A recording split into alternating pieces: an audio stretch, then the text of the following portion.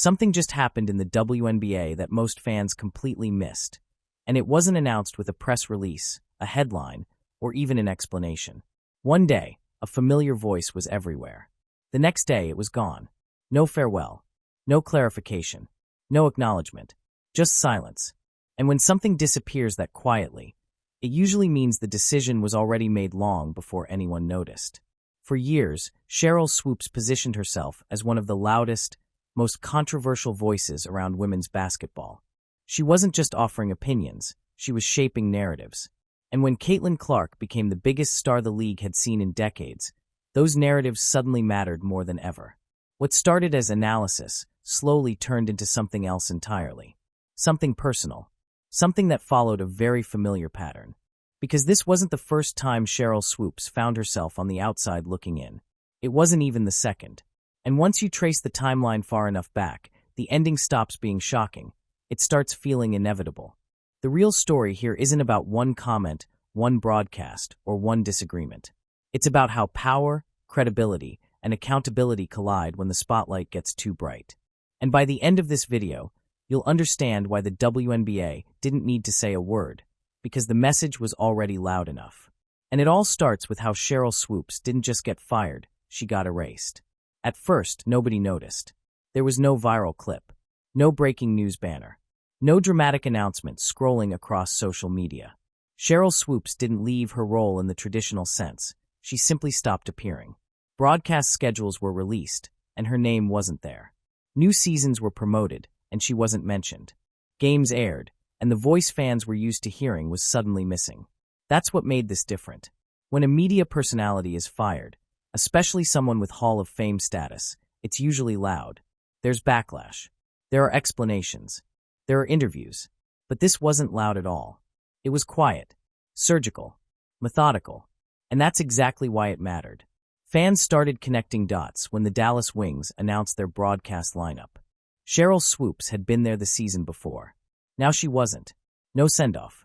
No thank you post. No moving on to other opportunities. Just gone. And once people started looking closer, they realized this wasn't limited to one team or one role. Her name was disappearing everywhere. This wasn't a scheduling conflict. It wasn't a temporary change. It was a league-wide distancing. In professional sports media, that kind of silence usually means one thing. The decision-makers don't want the story to grow. They don't want debate. They don't want sides. They want separation. And separation without explanation is often the strongest statement of all. What made it even more telling was who stayed. While Swoopes' role vanished, other analysts, including those who had openly disagreed with her, remained firmly in place. Same networks, same teams, same platforms. The league wasn't shrinking coverage. It was choosing voices. And Sheryl Swoopes was no longer one of them. That's when the question stopped being, what happened? And became, how long has this been building? Because removals like this don't happen overnight. They're the result of accumulated moments, repeated missteps, patterns that become impossible to ignore. And for Sheryl Swoopes, that pattern didn't start with Caitlyn Clark. It didn't even start in the media. It started years earlier, in a completely different role, when the cameras weren't rolling and the consequences were already written on the wall. And once you revisit that chapter, the present suddenly makes a lot more sense. Long before Sheryl Swoopes became one of the most polarizing voices in WNBA media, there was another chapter of her career that quietly unraveled. One that didn't play out on national television, but behind closed doors, where the consequences were just as real. In 2013, Swoopes took over as the head coach of Loyola University Chicago's women's basketball program. On paper, it looked like a perfect match. A legendary player. A Hall of Famer. One of the most recognizable names in women's basketball history stepping into a leadership role to mold the next generation. Expectations were high, and the hire was celebrated as a major win for the program. But almost immediately, cracks started to form. By 2016, the situation inside the program had deteriorated to the point where it could no longer be hidden. Complaints from players weren't isolated. They weren't vague. They were consistent. Multiple athletes began raising concerns about the environment they were playing in, and those concerns kept piling up until the university had no choice but to step in. An internal investigation was launched. What emerged wasn't a story about tough coaching or high standards. the kind of thing athletes expect at the college level. It was something far more unsettling. Players described an environment dominated by emotional instability and fear, where practices could swing wildly depending on Swoopes' mood. One moment she would be pleading with the team, crying during practices and halftime speeches, begging for better performance. The next, she would shut down completely, walking out of practices or sitting in silence, refusing to communicate at all. That kind of volatility doesn't just affect performance. It erodes trust. Several players said they felt like they were constantly walking on eggshells, unsure which version of their coach they were going to get on any given day. Basketball stopped being about development or competition. It became about survival, about not saying the wrong thing, about not being singled out. And then there were the threats. According to player accounts, Swoopes regularly used scholarships as leverage. Athletes were told they could lose financial support or be cut from the team entirely if they didn't fall in line. For college players, that kind of pressure isn't just about basketball. It affects education, stability, and future opportunities. The power imbalance was impossible to ignore. Even more damaging were allegations that personal information players had shared privately was later disclosed to teammates. Trust that should have existed between coach and player was broken, and once that line is crossed, it's almost impossible to rebuild a healthy team culture. One of the most troubling situations involved a player dealing with knee injuries who was reportedly pressured into signing a medical hardship form. She was allegedly promised continued involvement with the team and travel opportunities, promises that never materialized. Instead, she found herself sidelined and disconnected, with the situation leaving lasting emotional damage. By that point, the damage to the program was undeniable. Player after player began leaving. Transfers accelerated.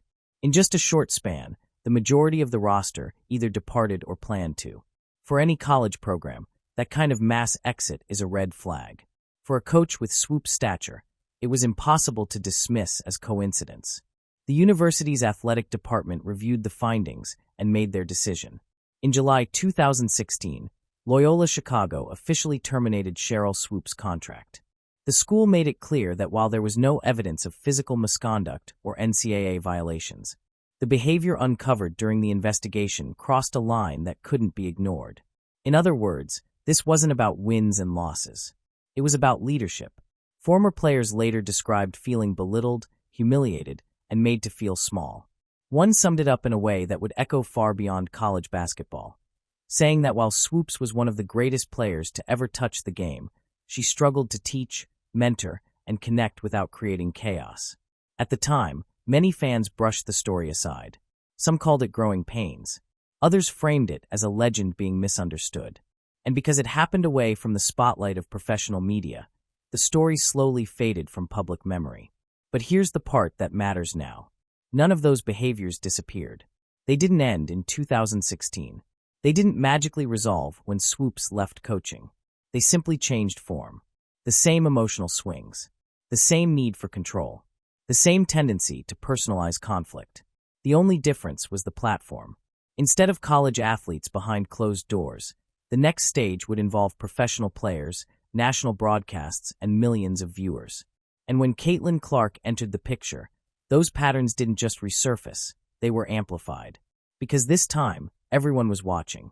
When Sheryl Swoopes left Loyola Chicago, many people assumed the chapter was closed. Coaching hadn't worked out, but she was still a Hall of Famer, still one of the most respected names in the sport. And in basketball, legends rarely lose relevance, they just change roles. That role became media. On the surface, the transition made sense. Former players becoming analysts is nothing new. They bring credibility, experience, and insider knowledge. And early on, that's exactly how Swoopes was positioned, as a voice of authority, someone whose opinion carried weight simply because of who she was and what she had accomplished. But authority only works when it's paired with responsibility. What went largely unnoticed at first was how familiar her media behavior looked to anyone who remembered the Loyola situation. The environment had changed, but the dynamics hadn't. Instead of a locker room, there was a microphone. Instead of private conversations, there were national broadcasts. And instead of college athletes, the subjects were professional players whose careers were now being shaped by public perception. In coaching, Power comes from control over playing time, scholarships, and roster spots. In media, power comes from narrative, from framing, from repetition. And once Swoopes stepped behind the mic, she had access to something arguably more influential: the ability to define how millions of fans viewed certain players. At first, it didn't seem dangerous. It came across as blunt honesty, strong opinions, old-school mentality, the kind of edge people often celebrate in former players who tell it like it is. But over time, the tone began to shift. Analysis started sounding less like critique and more like dismissal. Disagreements started feeling personal. And once again, there was volatility. Some days, Swoopes would praise players for their toughness or skill. Other days, she would tear down those same players with little explanation. The throughline wasn't basketball strategy or performance. It was emotion, reaction, control of the conversation. This is where the Loyola parallel becomes impossible to ignore. At Loyola, players described an environment where they never knew which version of their coach they were going to get. In media, audiences began to notice the same unpredictability. One appearance would be measured. The next would be combative. One platform would offer faint praise. Another would push narratives that didn't align with reality. And because she was Sheryl Swoopes, those narratives weren't questioned right away. That's the danger of legacy. When someone has accomplished as much as she has, people assume intent is good and facts are solid. Mistakes get overlooked. Contradictions get excused. And when inaccuracies pop up, they're often brushed aside as slips of the tongue instead of warning signs. But patterns don't disappear just because the setting changes. The emotional intensity that once played out in practices now showed up in commentary. The defensiveness that once fractured locker rooms began alienating audiences. And the inability to separate personal feelings from professional responsibility became more visible with every appearance. The biggest difference this time was scale. At Loyola, the fallout was contained. A program suffered. Players transferred. An investigation happened. In media, the impact was magnified. Every comment lived forever. Every claim could be replayed. And every questionable statement could be fact-checked in real time by fans who weren't willing to let things slide. Still, none of this fully exploded until one player entered the league and forced every conversation to revolve around her. Caitlyn Clark. Clark wasn't just another rookie. She wasn't just another scorer. She represented something bigger, a shift in attention, popularity, and visibility that women's basketball had never experienced at this level. And when that happened, the old patterns didn't just resurface. They locked onto a target.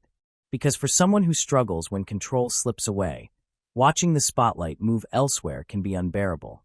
And the way Swoopes responded to that shift would ultimately expose everything the league could no longer ignore. And that's where this story takes its most public turn. Caitlyn Clark didn't just enter the basketball world, she disrupted it. From the moment she started shattering records, selling out arenas, and pulling television ratings women's basketball had never seen before, the conversation around the sport changed. Suddenly, casual fans were paying attention. Media coverage exploded. And the spotlight that had once been spread thin across the league narrowed almost entirely onto one player. For most analysts, this was a moment to celebrate. A rising tide that lifted the entire sport. But for Sheryl Swoopes, something about Caitlyn Clark's rise triggered a completely different response. At first, it was subtle. Small comments that felt dismissive rather than analytical.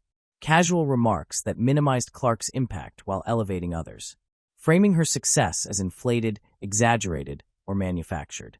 On their own, each comment might have seemed harmless, just another opinion in a league full of strong personalities. But they didn't stop. As Clark's popularity grew, so did the frequency of the criticism. And more importantly, the tone began to shift. What should have been basketball analysis started sounding like narrative correction, as if someone needed to step in and put things back in place. Instead of discussing Clark's shot-making, court vision, or ability to draw defensive attention, the focus kept drifting elsewhere. Her usage, her attempts, her legitimacy, her role in the league.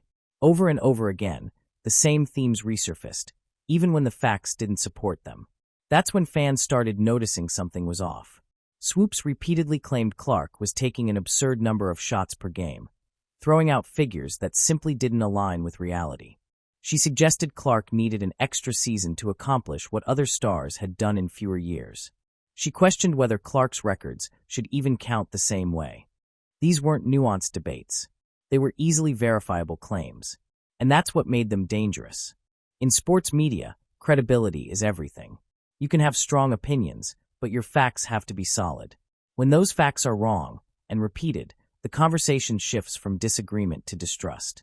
And as fans began pulling up stats in real time, the gap between Swoopes' commentary and reality became impossible to ignore. What made the situation worse was how one-sided it felt. Other stars received grace. Other rookies were allowed to grow. But Clark seemed to be held to a completely different standard, one that moved every time she met it. When she broke records, the records were questioned. When she elevated teammates, the credit went elsewhere. When her team improved, her name was sometimes left out entirely. To many viewers, it didn't feel like basketball talk anymore. It felt personal. And when commentary starts to feel personal, audiences stop listening. They start pushing back. Fans didn't just disagree. They dissected. Clips circulated online showing inconsistencies. Comparisons were made between Clark's actual stats and the numbers being thrown around on air. Each time, the same question surfaced. How does a Hall of Famer keep getting this wrong? That question cut straight to the heart of the issue. Because mistakes happen. But repeated inaccuracies, always leaning in the same direction, tell a different story. They suggest intent. Or at the very least, a refusal to correct course. And as Clark's profile continued to grow, so did the backlash. What Swoopes may not have realized was that Caitlyn Clark wasn't just a player with fans. She was the center of a movement. Iowa fans, new WNBA viewers, young girls seeing themselves in the game for the first time, casual sports fans who didn't care about league politics but cared deeply about fairness. Every questionable comment didn't just upset Clark supporters, it energized them. And that energy quickly spilled beyond social media. It reached other analysts, other former players, other legends who had built their careers on elevating the game rather than tearing down its future. Because once the criticism crossed from opinion into misinformation, silence was no longer an option. And that's when the pushback stopped coming from fans and started coming from people who knew the game as well as Sheryl Swoopes did. The moment that truly shifted public perception didn't come from a heated debate or a viral argument. It came from a single idea that should have been simple and somehow became explosive. Caitlyn Clark breaking the NCAA scoring record should have been untouchable. It was the kind of milestone that transcends eras, debates, and opinions. A clean moment, a historical achievement, the kind of thing that unites fans across generations. Instead, it became a flashpoint. Sheryl Swoopes didn't just question how impressive the record was. She questioned whether it should count the same at all. The implication was subtle but powerful, that Clark's achievement wasn't fully legitimate because of eligibility timing and seasons played. The suggestion lingered in the air long after the segment ended, and once it was out there, it couldn't be taken back. That's when the conversation changed. Because this wasn't about style of play or shot selection anymore. This was about rewriting history in real time. And fans immediately noticed that the argument didn't hold up under even minimal scrutiny. Clark broke the record in the same four-season window as previous record holders. She didn't pad stats indefinitely. She didn't exploit loopholes. The timeline matched. The numbers matched. The comparison was clean. Yet the narrative being pushed suggested otherwise. For many viewers, this crossed a line. Sports fans can handle hot takes. They expect disagreement. But when an analyst implies that a generational achievement is somehow hollow, without solid footing, it strikes at the core of credibility. And credibility, once cracked, spreads fast. Clips of the commentary began circulating widely. Fans replayed the segments. Analysts broke down the claims. Stat lines were posted side by side. And the same conclusion kept emerging. The argument wasn't just debatable, it was inaccurate. What made it worse was the refusal to step back. There was no immediate clarification, no acknowledgement of the discrepancy, no recalibration of the language. Instead, the stance hardened. And as it did, the pushback intensified. This was the moment when even neutral observers started paying attention. People who had no stake in Clark's fandom began asking why this particular record was being treated differently, why the goalposts seemed to move only when her name was involved, and why the same standards weren't being applied consistently across the sport. That inconsistency became impossible to defend. Once again, the Loyola pattern surfaced, not in behavior, but in response. When confronted with criticism, the instinct wasn't reflection. It was resistance, doubling down instead of recalibrating, turning a factual disagreement into a personal standoff. And that's when the story expanded beyond Caitlyn Clark. Because now, it wasn't just fans reacting. It was peers, media professionals, legends who had spent decades protecting the integrity of the game. People who understood how much damage careless narratives can do, especially when the sport is finally gaining momentum. The record controversy became a litmus test. Not for Clark, who had already moved on, but for the people talking about her. And in that test, one voice began to stand out, not for insight, but for isolation. The more the facts became clear, the more alone that stance looked. And that isolation set the stage for something even bigger, because when respected figures start speaking up publicly, it signals that a line has been crossed. And that moment was coming fast.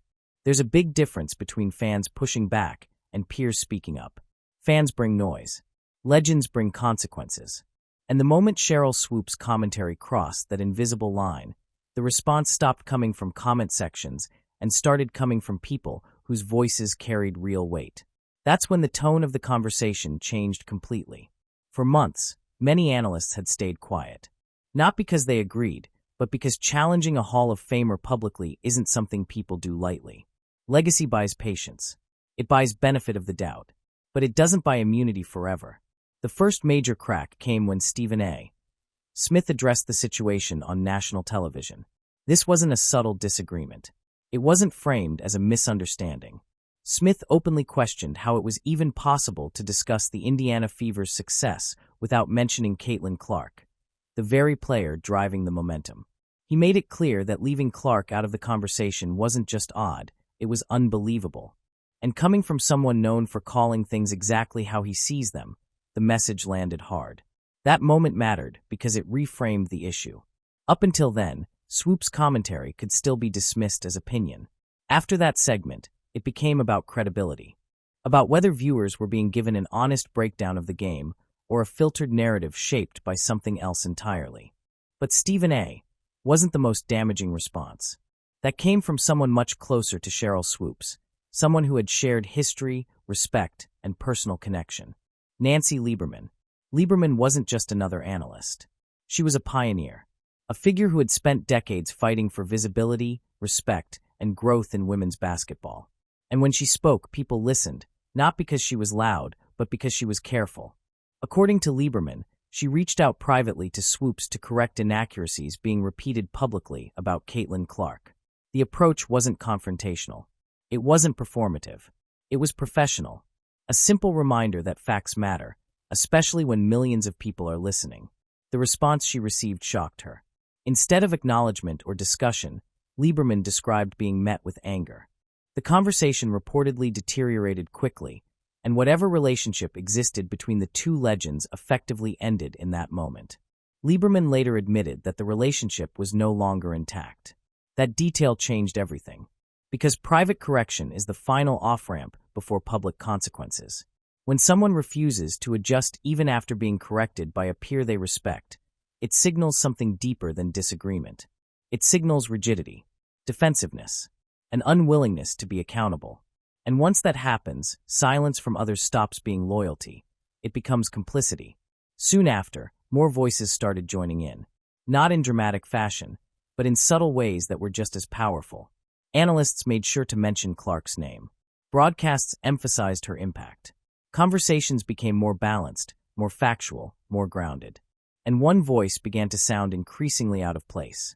Swoopes' commentary no longer blended into the broader discussion. It clashed with it. The contrast became obvious. Where others highlighted growth, she questioned legitimacy. Where others focused on facts, she leaned into framing. And viewers could feel the tension. This was no longer Caitlyn Clark versus Sheryl Swoopes.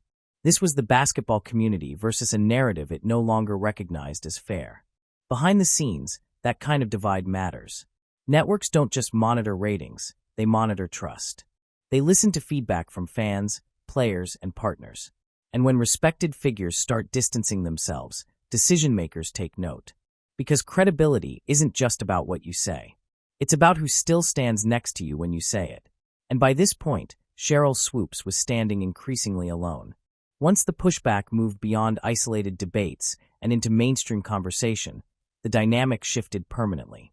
Fans weren't just disagreeing anymore, they were documenting every appearance, every quote, every contradiction.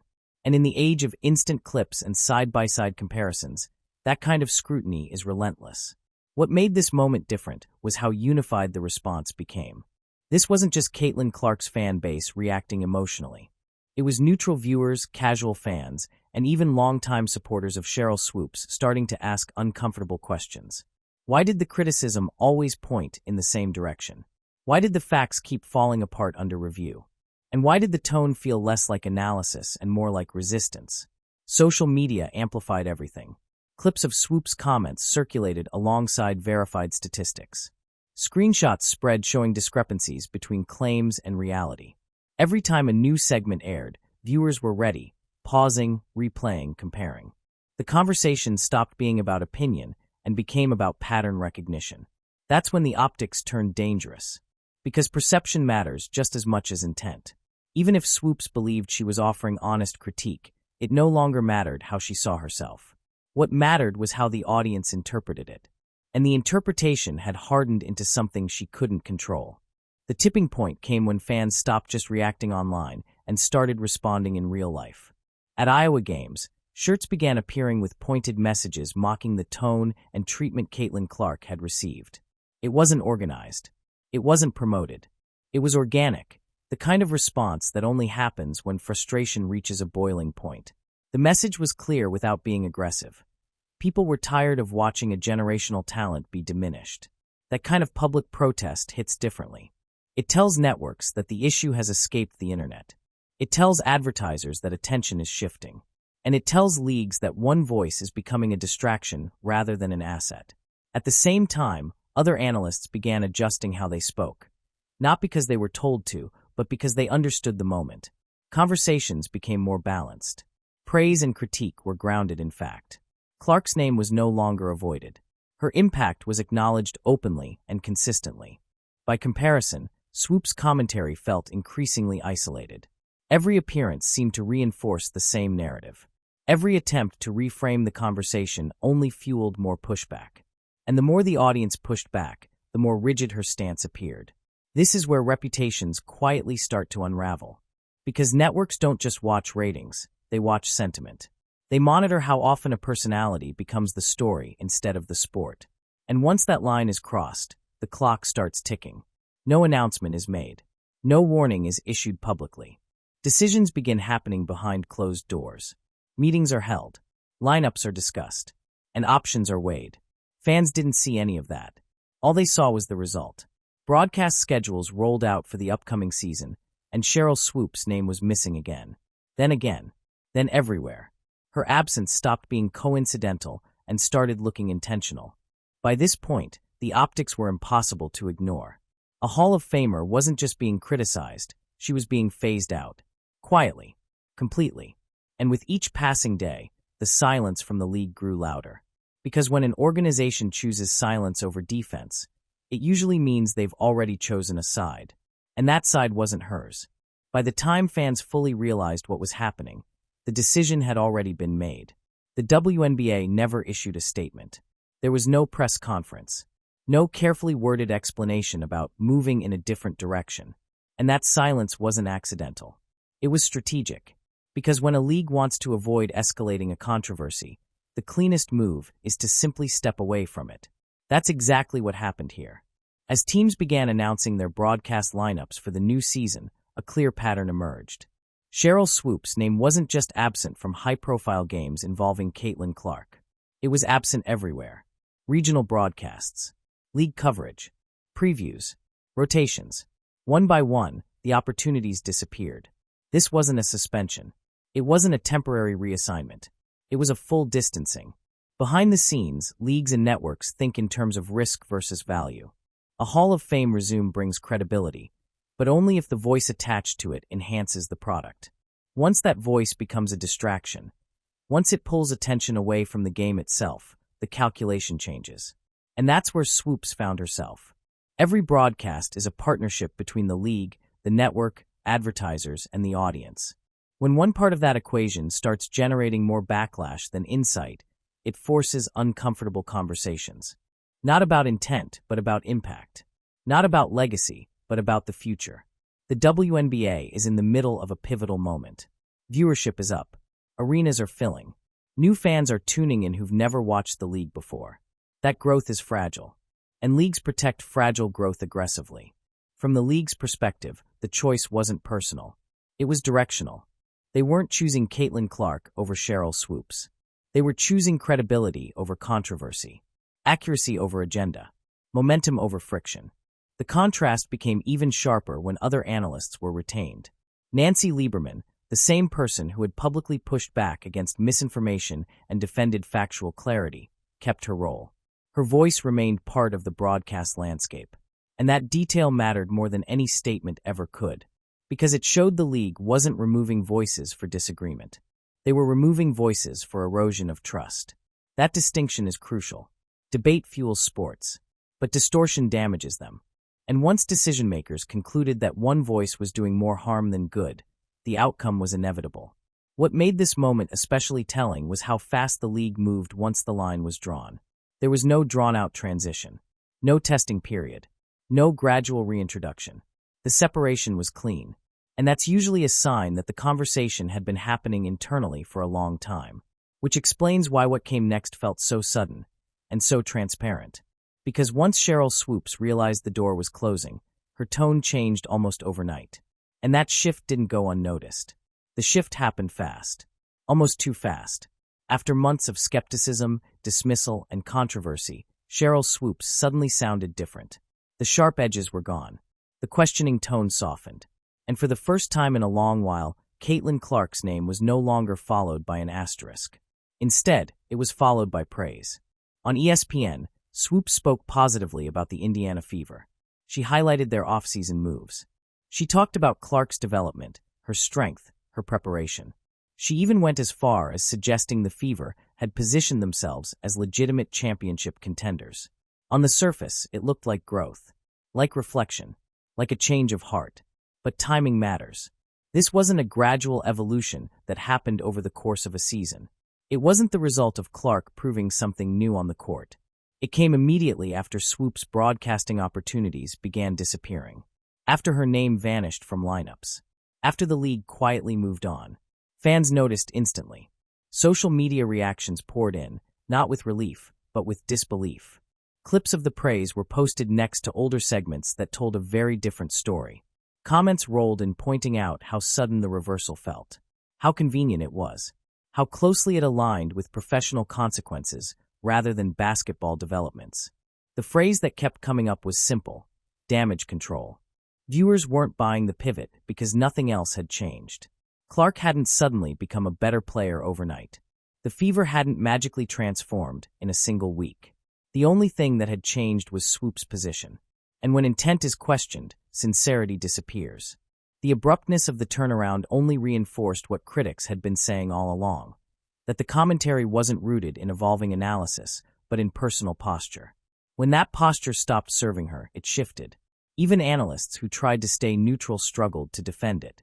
Because genuine reassessment usually comes with acknowledgement, with explanation, with some form of accountability.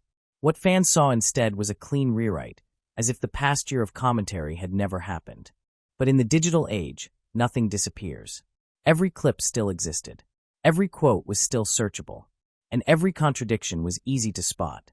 The more Swoopes tried to sound aligned with the broader narrative, the more disconnected it felt from her previous stance. This is where credibility finally collapsed. Not because she praised Caitlyn Clark, but because she did it too late, too suddenly, and without context. It felt reactive instead of reflective, strategic instead of sincere. Stephen A. Smith had even hinted months earlier that this was the direction things were heading, that continuing down this path would eventually lead to professional isolation. At the time, it sounded like speculation. Now it looked like prophecy. Swoopes went from being one of the most visible voices in women's basketball media to scrambling for relevance, from shaping narratives to trying to rejoin them. And the audience could feel the difference. Meanwhile, Caitlyn Clark didn't respond at all. She didn't clap back. She didn't address the controversy. She didn't acknowledge the praise. She just kept playing, improving, leading, letting the game do the talking. And in the end, that silence was louder than anything else. Because while one career was busy trying to recover credibility, another was busy building a future the league clearly chose to invest in. And that's where this story finds its final contrast. When the dust settles, this story isn't really about Sheryl Swoopes. It's about what the WNBA is becoming. For years, the league struggled with visibility, limited coverage, inconsistent attention, moments of momentum that never fully carried forward. And now, for the first time, that's changed. The audience is bigger, younger, louder, more invested. And with that growth comes a different standard. The league can't afford voices that muddy the moment. Caitlyn Clark represents more than points and assists. She represents access. She brings new fans into the building, new eyes to the screen, and new conversations around women's basketball. And when someone consistently frames that moment through skepticism, misinformation, or personal framing, it doesn't just affect one player. It affects the league's credibility. That's why this outcome matters. The WNBA didn't publicly condemn Sheryl Swoopes. They didn't embarrass her. They didn't turn this into a spectacle. Instead, they made a decision that spoke louder than any statement ever could. They chose accuracy. They chose trust. They chose the future. And in doing so, they sent a clear message to everyone watching. Legacy matters, but it doesn't outweigh responsibility. Opinions are welcome, but facts are required. Debate is healthy, but distortion is not. The league didn't side with Caitlyn Clark. They sided with the version of women's basketball that's trying to grow without being dragged backward by personal vendettas or outdated gatekeeping. And the irony is hard to ignore. The same player who was questioned, minimized, and dismissed is now the engine driving the league forward. The same team that was once mocked is now a destination. Veterans want to play there. Fans want to watch them. And the Indiana Fever are no longer a rebuild. They're a threat. While that's happening, the voices that tried to slow that momentum are being left behind. Not with drama, not with outrage, but with silence. And silence, in this case, says everything. Caitlyn Clark didn't need to respond. The league responded for her. This story isn't about punishment. It's about evolution. Women's basketball is entering a new era, one where the biggest stars are protected by truth, not narratives, where growth is prioritized over grudges, and where the people shaping the conversation are held to the same standard as the players on the court. Sheryl Swoopes' removal wasn't sudden. It was earned over time, through patterns, through refusal to adjust, through moments where credibility was spent instead of protected. And the WNBA made it clear. The future is bigger than any one voice. The real winners here are the fans, the ones who get to watch the game grow without constant friction, the players who get to compete without their achievements being rewritten, and the league, which finally looks ready to protect its momentum instead of apologizing for it. Because this era isn't about tearing stars down. It's about building something that lasts. If you want stories like this, the ones that connect dots before headlines do, the ones that explain what's really happening behind the scenes, make sure you subscribe. We don't chase noise here. We break down patterns. And we tell the stories the way they actually happened. Drop your thoughts in the comments, hit subscribe, and stay locked in, because the next chapter in women's basketball is just getting started, and you won't want to miss it.